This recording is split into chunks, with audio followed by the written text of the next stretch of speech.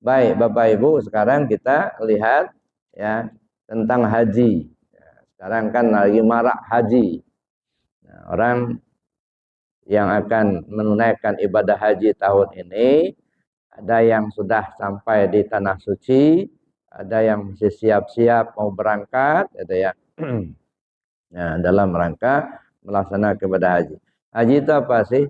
Nah, ini kalau menurut Syekh Abdul Qadir Jailani qaddasallahu sirrul aziz, apa kata beliau?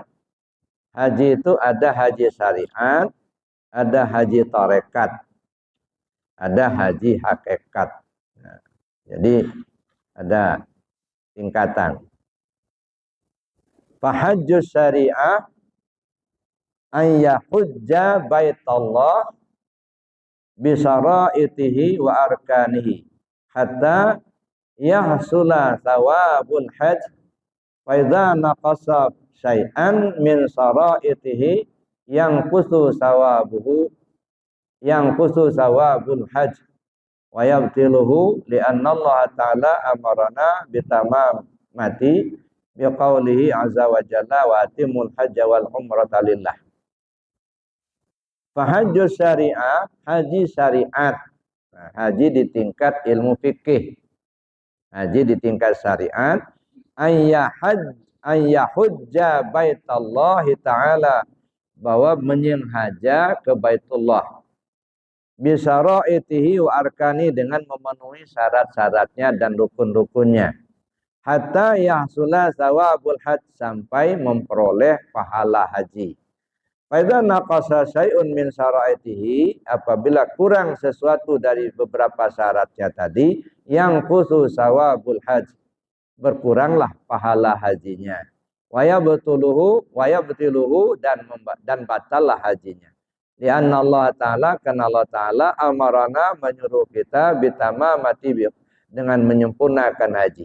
Qauli azza wa jalla, dengan firman Allah, wa atimul hajja wal umrata lillah.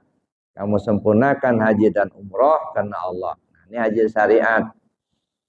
Famin syaraiti al-ihram. Sebahagian daripada syarat-syarat haji itu adalah memakai kain ihram. Satu, Tsumma dukhulul Makkah. Kemudian masuk ke kota Mekah. Tsumma tawaful qudum. Kemudian laksanakan tawaf qudum. Tsumma wukuf bi Arafah. Kemudian wukuf di padang Arafah. Tsumma mabit di Muzdalifah, kemudian bermalam di Muzdalifah. Tsumma zabhul adhiyah, kemudian menyembelih korban. Bimina di kota Mina. Tsumma dukhulul haram, kemudian masuk ke Masjidil Haram. Tsumma tawaful Ka'bah, kemudian tawaf. Ya, tawaf dalam artian ini merupakan ya tawaf untuk menyempurnakan haji tadi.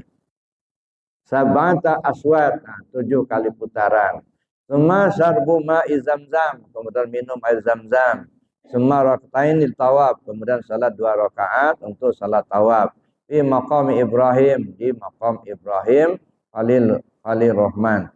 Summa yahillu, kemudian bertahallul ma haramallahu ta'ala alaih. Kemudian bertahallul kita sebagai pertanda halalnya apa yang tadi diharamkan ketika memakai ihram. Ya. Dan lain sebagainya. Itu diantaranya haji secara syariat. Nah, makanya saya katakan haji, pelaksana ibadah haji itu kalau kita perhatikan riyadhah, Pak. Riyadhah. Ya, jadi kita praktek. Ya. Tapi yang namanya syariat pasti ada isi. Ya. Jadi kalau ada kulit mesti ada isi. Kalau ada kulit nggak ada isi, nggak ada yang mau dimakan. Ya. Kalau nggak ada yang dimakan, nggak ada yang dirasa. Makanya kulit, isi, rasa itu tiga-tiganya harus simultan. Nah, nggak bisa kita ngambil kulitnya saja membuang isi. Kalau isi terbuang, rasa nggak ketemu. Nggak pula bisa kita ngambil rasanya saja dibuang kulit. Makanya dalam Islam itu kita mengenal Islam, iman, dan ihsan. Nah, tiga-tiganya harus dipakai. Islam itu ibarat kulitnya, iman itu ibarat isinya, ihsan itu ibarat rasanya. Nah, jadi Islam itu syariat, ya. Iman itu hakikat, sedangkan ihsan itu tasawufnya tarekat dan ma'rifat. Nah, makanya diri kita ini dibina dengan ilmu itu. Itu apa namanya? Salat haji secara syariat. Nah, ini yang akan saya sampaikan. Nah, kita perhatikan. Wa amma bayanu hajjal tariqah fazaduhu wa rahilatuhu awalan al-mailu ila sahibit talqin wa akhadhu minhu summa malazamatu dzikri bil lisan ma'a mulazahati ma'nahu. Wa amma bayanu haji tarekat, adapun penjelasan tentang haji tarekat, fazaduhu wa rahilatuhu awalan al-mailu ila sahibit talqin. Bekal dan kendaraan haji tarekat itu adalah kecenderungan hati ingin mengambil talqin dari sahibut talqin. Nah, ini bekal. Jadi haji secara tarekat, ada keinginan hati kita untuk mengambil talqin zikir kepada ahli talqin. Nah, jadi kalau haji syariat kan ada keinginan kita untuk berangkat ke tanah suci. Nih. Haji secara tarekat ada keinginan hati kita muncul mau talqin zikir. Itu dulu, itu sebagai bekal dan kendaraan. Jadi bekalnya kemauan, kendaraannya kita belajar talqin tadi, belajar zikir tadi. Itu yang pertama. Jadi haji tarekat itu bekalnya dan kendaraannya adalah kecenderungan hati untuk mengambil talqin zikir dari sahibut talqin. Wa akhdhu, dan mengambilnya. Artinya bukan hanya bertemu dengan wakil talqin, tapi minta talqin zikir. Summa mulazamatu dzikri bil lisan. Kemudian membiasakan zikir dengan lisan. Ma'a mulahazati ma'na, beserta memahami artinya, maknanya. Ya, wal muradu bidzikri, dan yang dimaksud zikir di sini wahwa la ilaha illallah. Nah, ini yang pertama. Setelah kita artinya ada kecenderungan hati kita untuk mengambil talqin dari ahli talqin, lalu kemudian kita membiasakan lidah kita dengan menyebut kalimat la ilaha illallah dan memahami maknanya. Nah, makanya dulu kan sudah talqin dulu. Ya. La ilaha illallah, meliputi latifah 7. La itu sudah 2 yang terlewati. Latifah akhfa dan latifah nafsun natiqah. Latifah akhfa itu tengah-tengah dada. Latifah nafsun natiqah antara 2 kenin, ya. Nah, dengan kita menyebut la, sudah terlewati 2 latifah. Artinya terbersihkan, ya, sifat-sifat mazmumah yang ada pada latifah akhfa dan latifah nafsun natiqah itu terbersihkan dengan la, dengan kalimat la. Begitu masuk ilaha, masuklah ke latifah qalbi, dan latifah khafi dan latifah ruh. Ilaha. Nah, ini namanya latifah khafi dan latifah ruh. Sudah 2. Begitu masuk illallah, masuk lagi ke latifah sirri dan latifah qalbi. Illallah. Makanya zikir la ilaha itu meliputi 7 latifah. La ilaha illallah. Dengan memahami makna yang terkandung di dalam kalimat itu, mengisi latifah yang ke-7 sekujur tubuh kita. Nah, itu biasakan dulu itu. Nah, itu namanya kita melaksanakan haji secara tarekat, ya. Nah, wa akhduhu minhu summa mulazamatu dzikir bil lisan, kemudian membiasakan zikir dengan lisan ma'a mulahazati ma'nahu, serta memahami maknanya. Jadi yang dimaksud dengan zikir sini adalah kalimat la ilaha illallah bil lisan, summa yuhasilu hayatal qalbi. Nah, sampai menghasilkan hidup hati kita dengan zikir. Nah, jadi bukan hanya sekedar mengucap kalimat la ilallahnya, tapi ada maksud. Makanya kata Nabi SAW, man qala la ilallah khalisan mukhlisan dakhala jannah. Siapa orang yang berzikir la ilallah khalis mukhlis, membersihkan dan dibersihkan. Artinya apa? Zikirnya membersihkan, kita pun telah menerima talqin. Jadi talqin itu ibarat kita dibersihkan. Sekali nyebut kalimat la ilaha illallah langsung terbersihkan. Nah, khalisan mukhlisan. Nah, jadi dibersihkan. Jadi oleh karena itu mengamalkan zikir la ilaha illallah itu mesti kita awali dengan talqin zikir. Untuk apa? Supaya ketersambungan ruhaniah kita dengan guru-guru di atas sampai kepada junjungan kita Nabi besar Muhammad sallallahu alaihi wasallam. Jadi mengamalkan zikir la ilaha itu tidak hanya sekedar hafal kalimatnya, tapi kita mempertautkan ruhani kita kepada guru-guru kita sampai kepada Rasulullah. Ini namanya silsilah. Ya. Jadi harus ada silsilah. Makanya zikir itu dalam kalimat la ilaha illallah ini ada dua, Pak. Ada zikir hasanat, ada zikir darajat.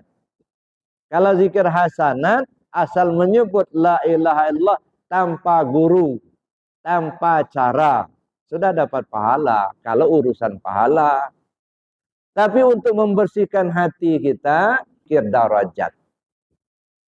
Nah, mengamalkan zikir darajat mesti ngambil dari ahlu talqin.